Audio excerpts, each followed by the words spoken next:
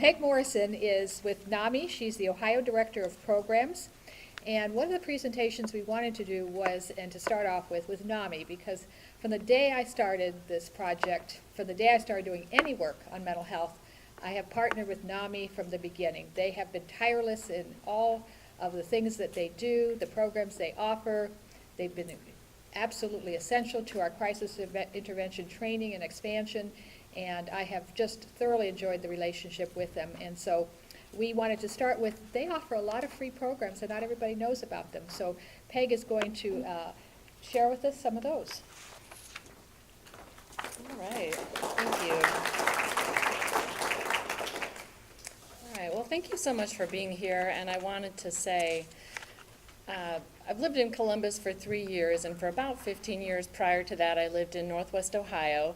I was in Toledo working for a supportive housing agency, Neighborhood Properties, and also a few years with the Adams Board. So having worked in the trenches, it really does mean a lot to know that state level officials are really thinking about what's best for people on the streets who live with mental illness. It really means a lot that this organization on this level has our back. So I just wanted to acknowledge that. Having come from the trenches, your work means a lot and your dedication means a great deal. Toledo is also a good place in terms of NAMI having a good partnership with the Adams Board. So when the Adams Board started really struggling because demand was exceeding supply, they partnered with NAMI because we do offer free classes, we do offer free support groups, and advocacy is another piece of our focus. So the Adams Board started working very closely with the NAMI affiliate there to help fill the gap when gaps occurred in services. So today I'll be telling you a little bit about what NAMI does offer in communities. This picture is our grassroots leader from across the state. We had a retreat this spring, and all of our affiliate leaders from across Ohio gathered together to talk about leadership. What are our priorities? What can we do better in our communities? We are a very grassroots organization. What that means practically is that in larger municipalities and in counties with a lot of population, a lot of revenues, NAMI was going to have the full palette of services. In the more rural areas, it's more of a challenge, so there's some variability there. The last slide is going to be our contact information, and you can always call NAMI Ohio to figure out where to go for the closest NAMI services to you. How did NAMI get started? We started in '79 in Madison, Wisconsin. It was a group of mothers sitting around a kitchen table saying, hey, what can we do to bring our children better support, and what can we do to bring ourselves that support? As we say at NAMI, mental illness is not a casserole disease.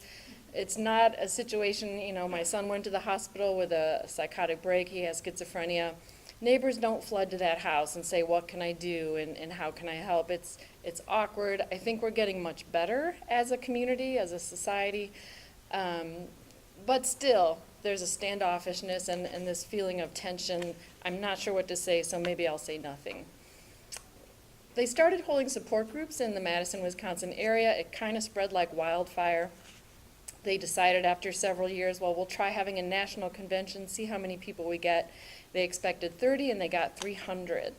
Today, yeah, that's a good problem to have.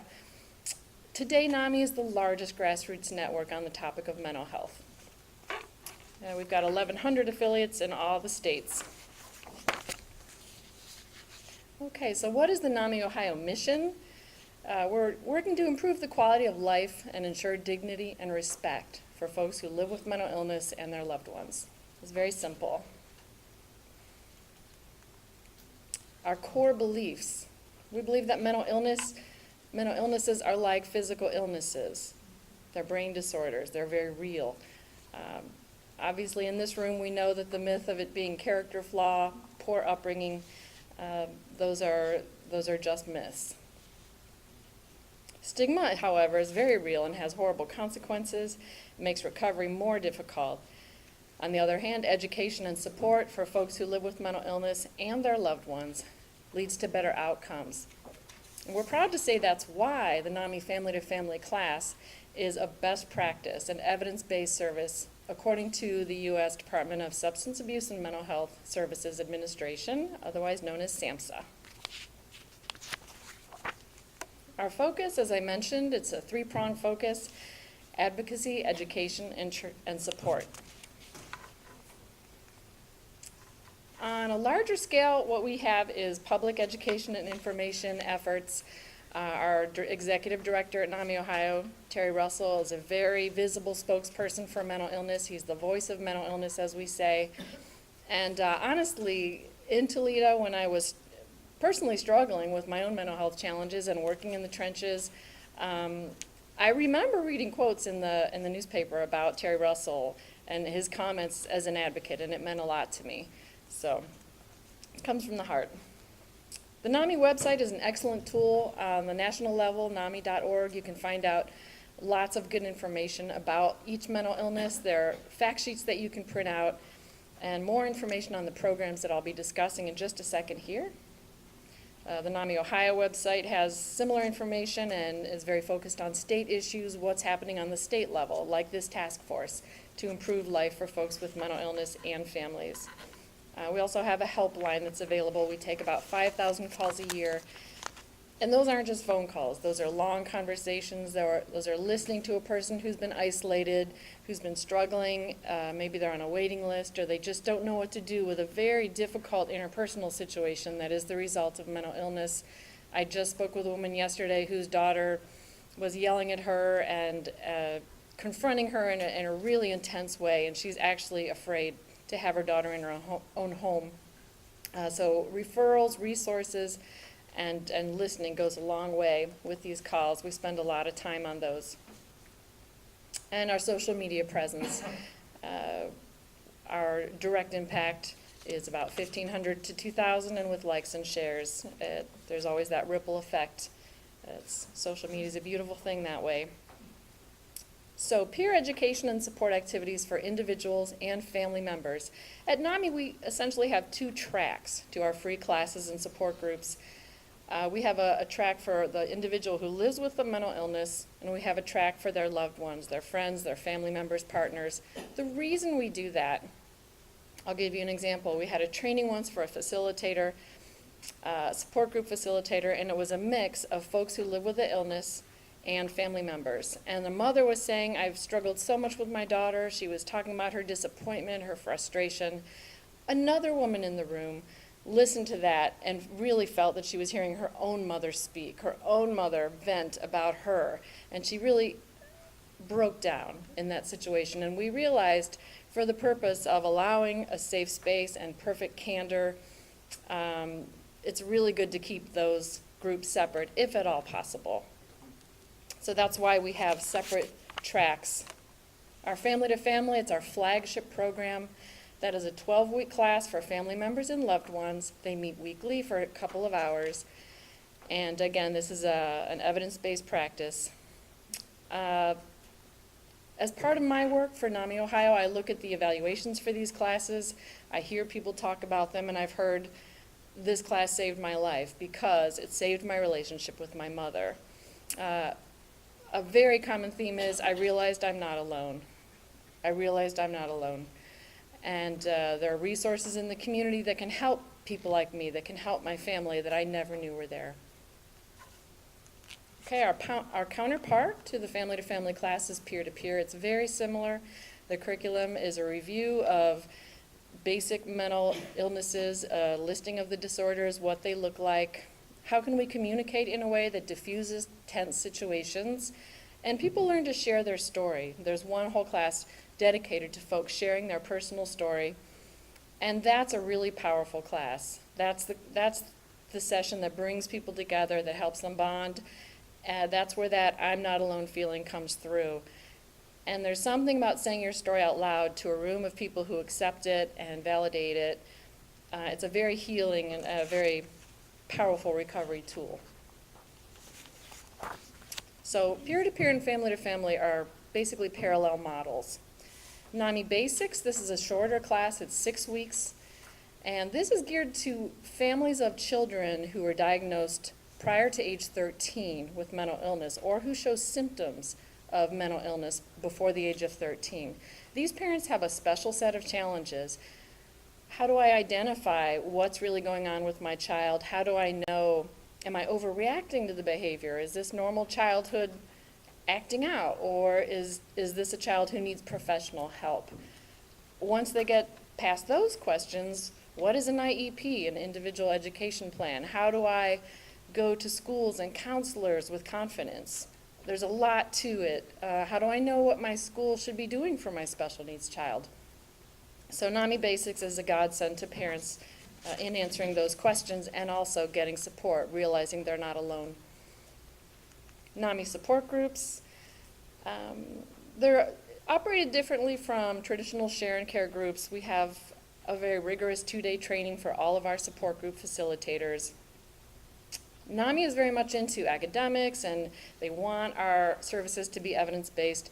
So you learn a model when you learn to facilitate a NAMI support group so that you can always take a difficult conversation, someone who's oversharing or the group is stuck. You always have tools and resources to bring the group to a more positive place.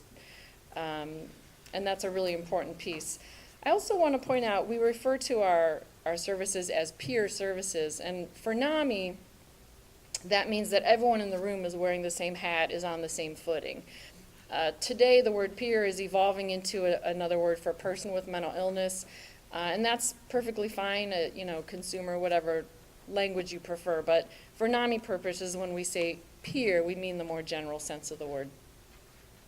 We have a new pilot program. I literally woke up in the middle of the night and realized I didn't have a slide for it, NAMI Homefront.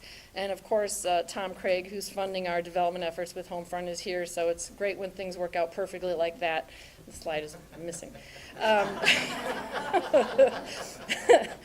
So NAMI Homefront is, again, a family-to-family type of course that's geared specifically to a population that needs particular help, and that is veterans and family members of veterans.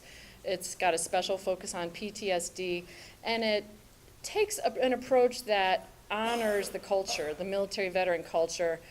Stigma is a more intense factor for veteran and military families. Sometimes language is a barrier. I've got your six, meaning I've got your back.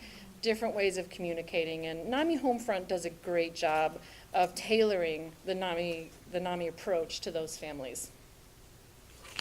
Okay, so back to support groups.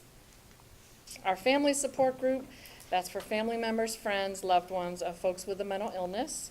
Our NAMI Connection Recovery Support Group is for someone who faces a mental health challenge themselves.